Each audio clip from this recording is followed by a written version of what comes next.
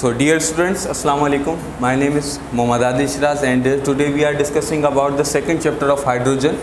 Hydrogen के second chapter के बारे में बात करेंगे। हम इससे पहले हाइड्रोजन का इंट्रोडक्शन ले चुके हैं, जिसके अंदर हमने पोजीशंस ऑफ हाइड्रोजन्स एंड उसके रिजेम्बलेंस ऑफ हाइड्रोजन्स के बारे में बात कर चुके हैं। देखें, मैंने आपको पहले लेक्चर्स के अंदर ये बात वाज़ेह कर दी थी कि जो कि आपके पास हाइड्रोजन है, this is not a perfect position into the periodic table. Periodic table के अंदर इसकी कोई परफेक्ट पोजीशन अभी तक नहीं है। मुल्क दर मुल्क अगर आप जाकर देखें तो इसकी पोजीशंस आपको कहीं और कहीं पर मिलती है। जैसे कि कुछ मुल्कों के अंदर हाइड्रोजन की पोजीशन को इन्होंने जो है वो कार्बन फैमिली के साथ लगा रखा है, कुछ फैमिलीज ऑक्सीजन फैमिली के साथ भी आपको ये मिलेगा एंड हेलोजन फैमिली के साथ भी मिलेगा। But according to the Moseley classifications उसने क्या कहा था कि all the chemical and physical properties of the elements are the periodic function of their atomic number.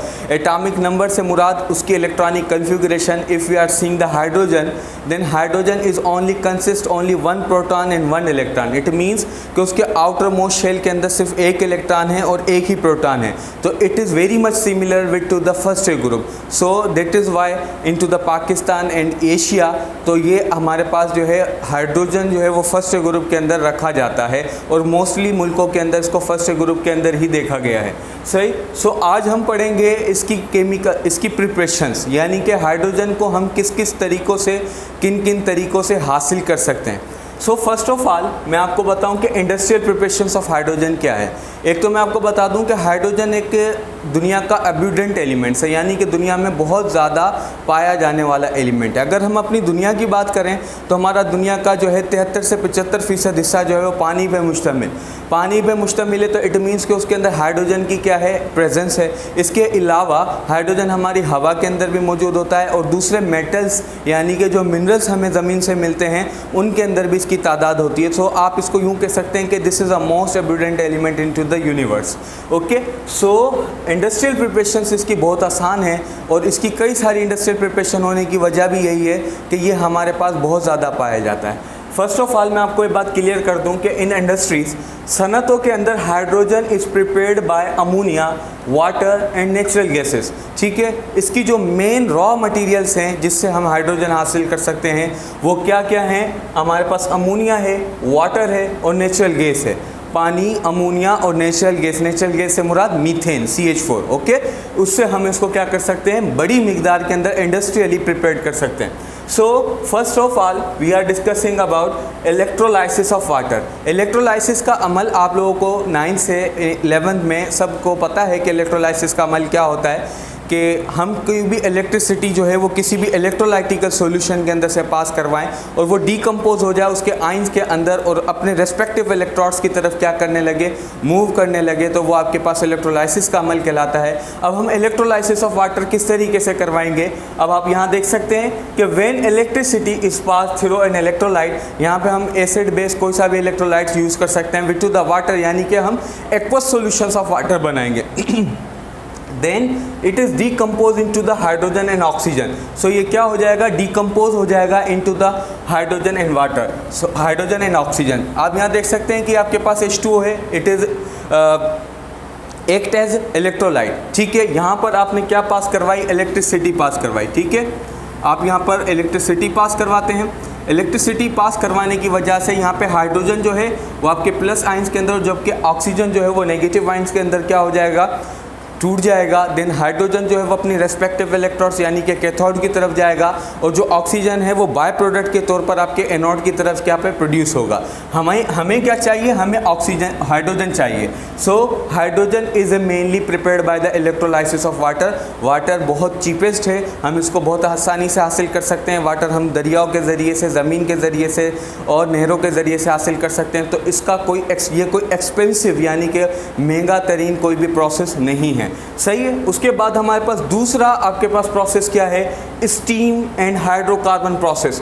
Steam and hydrocarbon process क्या होता है, a mixture of steam and natural gas, यानी कि hydrocarbon compounds are those compounds which are mainly made up by the carbon and hydrogen. Okay, steam is what, water की gases form, मतलब कि water को vapours form के अंदर convert कर देंगे तो वो स्टीम कहलाएगी। A mixture of steam and natural gas when pass over a nickel catalyst, हमें यहाँ पर एक कैटलिस्ट इस्तेमाल करना पड़ेगा।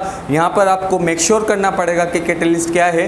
कैटलिस्ट आपके पास कोई भी ऐसा सब्सटेंसेस होते हैं जो कि किसी भी रिएक्शन की स्पीड अप करने के लिए इस्तेमाल किए जाएँ, for the maintaining of temperature के लिए इस्तेमाल किए जाएँ, and reducing of speed of reactions को इस्तेमाल करने के लिए यूज़ किए जाएँ। हम यहाँ पर इसको इस्तेमाल करेंगे निकल को एज अ कैटलिस्ट, और किस डिग्री सेंटीग्रेड के ऊपर, 900 डिग्री सेंटीग्रेड, यानी कि 900 डिग्री सेंटीग्रेड पे हम इसको इस्तेमाल करेंगे। ठीक है, तो हमें मिलेगा क्या, it produces a mixture of hydrogen and carbon monoxides commonly known as water gas. बेटा यहाँ पर हमने मीथेन लिया, this is what, this is natural gas, ठीक है, and water into the steam form. Okay, ये हमने स्टीम फॉर्म के अंदर लिया। यहाँ हमने निकल को एज ए कैटलिस्ट इस्तेमाल किया और 900 डिग्री सेंटीग्रेड हमने यहाँ पे टेम्परेचर को मेंटेन रखा। देन जब इन दोनों के आपस में रिएक्शंस होंगे at the 900 degree centigrade, it will B decompose into H2, 3 moles of H2 and carbon monoxide. And make sure ये आप लोगों को याद होना चाहिए कि H2 एंड CO, यानी कि H2 और carbon monoxide is called water gas. ये आपने 9th के चैप्टरों के अंदर पढ़ा होगा। ठीक है, वाटर नाम का एक आपका चैप्टर है 9th में, उसमें आपने इसको ब्रीफली पढ़ा होगा। ठीक है, H2 और प्लस CO को आपस में मिलाते हैं तो उस फार्मूले को हम क्या कहते हैं, वाटर गैस कहते हैं। सही, सो ये हमारे पास सेकंड प्रिपरेशन थी। थर्ड प्रिपरेशन के ऊपर आ जाएं तो यहाँ पर आपको by the action of steam on coal, यानी कि हम स्टीम अभी मैंने आपको डिफाइन कर दी कि स्टीम क्या होती है, कोल, यानी कि हम किसी कोयले के ऊपर जो कि प्योर फॉर्म है कार्बन की, तो उसके ऊपर हम अप्लाई करते हैं। यहाँ पर आप देख सकते हैं कि when steam is pass over red hot coke, यानी कि हमारे पास जो कॉक होगा, coke is a form of carbon, coke is a form of coal and carbon. ठीक है, so hot coke at about 1000 degree centigrade, यानी कि 1000 degree centigrade, this is a very high temperature. ठीक है, इस टेम्परेचर के ऊपर हमें स्टीम को, यानी कि वेपर्स ऑफ वाटर को पास करवाना है। रेड हॉट कॉक का मतलब है कि वो जल रहा होगा 100 डिग्री सेंटीग्रेड के ऊपर, आपको उसके ऊपर से वाटर की जो स्टीम है वो क्या करवानी है, पास करवानी है। रिएक्शन क्या होगा, अ mixture of hydrogen and carbon monoxide water gases form, वहाँ पर भी आपको हाइड्रोजन एंड कार्बन मोनोऑक्साइड जो है वो फॉर्म होंगी, जिसको हम क्या कहते हैं, वाटर गैस कहते हैं। क्या कहते हैं, वाटर गैस कहते हैं, यह जिसे हमने पीछे पढ़ा। सो ये इस तरीके से हम क्या कर सकते हैं, इसको हासिल कर सकते हैं और इसको भी हासिल कर सकते हैं। ठीक है, अब यहाँ पर आप बोलोगे कि सर यहाँ पे कार्बन मोनोऑक्साइड भी अटैच है, यहाँ पे कार्बन मोनोऑक्साइड भी अटैच है। बेटा कार्बन मोनोऑक्साइड को यूज़ करवाने के लिए, यानी कि इसको इसके साथ से सेपरेट करवाने के लिए तरीकाकार होते हैं, वो आपने 9th के अंदर पढ़े होंगे। अभी हम उसको डिस्कस यहाँ पर इसलिए नहीं कर रहे क्योंकि हम अपने टॉपिक पर हैं, तो आपको उस बेसिक केमिस्ट्री में जाकर देखना होगा कि ये किस तरीके से इसके साथ इससे जो है वो अलग हो जाती है। ठीक है, इसी के अंदर आपके पास दूसरे मैं आपको बता दूं, देखिए कार्बन मोनोऑक्साइड एंड H2, ये आपके पास क्या है, ये भी वाटर गैस है। ठीक है ना, अब आपके पास यही वाटर गैस को देखें, अलग करने का तरीका मैं आपको बताऊं कि ये आपके पास कार्बन मोनोऑक्साइड और हाइड्रोजन गैस है, ये वाटर गैस को वाटर के H2O के साथ मिलाएंगे, H2O, एंड यहाँ पर हम फेरिक ऑक्साइड को एज अ कैटलिस्ट यूज़ करेंगे एट 500 डिग्री सेंटीग्रेड। ठीक है, अब यहाँ पर क्या होगा कि जो ऑक्साइड्स ऑफ हाइड्रोजन यानी कि वाटर हैं, it will B reacts with to the carbon monoxide and it will be form carbon dioxide. ठीक है, and also 2 moles of hydrogen. ठीक है, सो हमें यहाँ पर हाइड्रोजन के मॉलिक्यूल्स मिल रहे हैं। इसी तरीके से हम यहाँ पर कार्बन मोनोऑक्साइड को रिएक्ट करवा सकते हैं, किससे, सोडियम हाइड्रोक्साइड से। सोडियम हाइड्रोक्साइड के साथ रिएक्ट करवाएंगे तो यहाँ पर आपके पास जो है एसीटेट आयंस हैं वो सोडियम के साथ मिलेंगे और हाइड्रोजन लगेगा तो वो क्या बनाएंगे, सोडियम फॉर्मेट बनाएंगे। ठीक है, इस तरीके से आप कार्बन मोनोऑक्साइड जो है वो वाटर गैस से क्या कर सकते हैं, अलग कर सकते हैं। अब हम फोर्थ जो है प्रिपरेशंस पढ़ेंगे। स्टीम मीथेनॉल प्रोसेस, ठीक है। यानी कि methanol is what, it is a hydrocarbon compound. Methane के साथ अगर OH ग्रुप यानी कि अल्कोहलिक ग्रुप अटैच्ड हो जाए तो वो मीथेन को मीथेनॉल के अंदर कन्वर्ट कर देती है। It is a volatile liquid, ये उड़ता है, हवा के अंदर उड़ता है, और इसके बारे में हम मज़ीद डिस्कस करेंगे into the chapter number 6 in the section of organic chemistry. So CH3OH it is a methanol. Methanol के ऊपर से आप स्टीम ऑफ वाटर गुजारेंगे, देन वहाँ पर आपने टेम्परेचर मेंटेन करना है कितना, 250 डिग्री सेंटीग्रेड यानी कि 250 डिग्री सेंटीग्रेड। तो आपको वहाँ पे क्या मिलेगा, carbon dioxide. This oxide are reacts with to the carbon and will be form carbon dioxide and also the 3 moles of H2। तो इस तरीके से भी आप बड़ी तादाद के अंदर क्या कर सकते हैं, हासिल कर सकते हैं आपका हाइड्रोजन, ठीक। देन उसके बाद thermal decomposition of hydrocarbon. Thermal decomposition of hydrocarbon को अगर आप हायर क्लास के अंदर पढ़ते हैं तो आप इसको पायरोलाइसिस ऑफ हाइड्रोकार्बन्स भी पढ़ते हैं। इसमें सिंपल हमने क्या करना है, मीथेन जो कि नेचुरल गैस है, when heated in the absence of oxygen, oxygen की एब्सेंस के अंदर इसको जलाया जाए, ठीक है, is decompose into its elements, वो उसके ही एलिमेंट्स के अंदर क्या हो जाती है, डीकम्पोज हो जाती है। ये आपने 9th में पढ़ा होगा 2nd चैप्टर के अंदर एज अ डीकम्पोजिशन रिएक्शन। यहाँ पर आपके पास CH4 है, when an elements is decompose into its elements so it is called decomposition reaction. So this is CH4।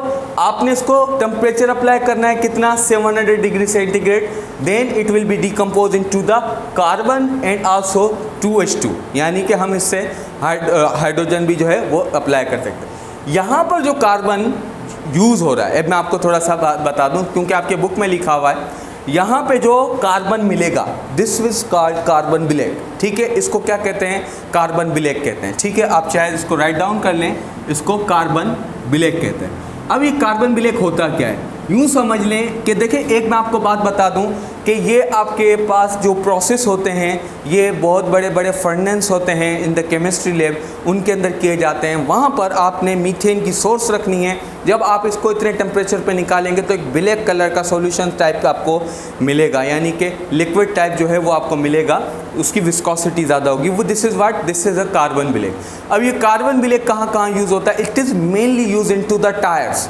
आपने व्हीकल्स के टायर्स देखे होंगे, अक्सर आप लोगों ने देखा होगा सड़कों के ऊपर कि जब आपकी कोई भी जो व्हीकल है वो हाई स्पीड के अंदर जब ब्रेक मारती है तो उसके टायर्स के कुछ निशान जो हैं वो आपकी रोड के ऊपर लग जाते हैं, जो कि एक्सीडेंट्स होने से पहले या फिर किसी वजह से वो टायर के निशान जो हैं वो सड़क पे लग जाते हैं। What is this, this is carbon black which is resist to the road, जो कि रोड को क्या करता है, रेजिस्ट करता है। इसके अलावा मैं आपको बता दूं कि ये जो आपके पास कार्बन ब्लैक होता है, ये carbon black in the industries आपकी पिगमेंट्स यानी कि कलरेशन, इंक्स यानी कि ब्लैक, ज़्यादातर वो इंक्स जो कि आपकी डार्क कलर हों, एंड इसके अलावा पेंट्स, ठीक है, पेंट्स के अंदर भी इसका इस्तेमाल किया जाता है।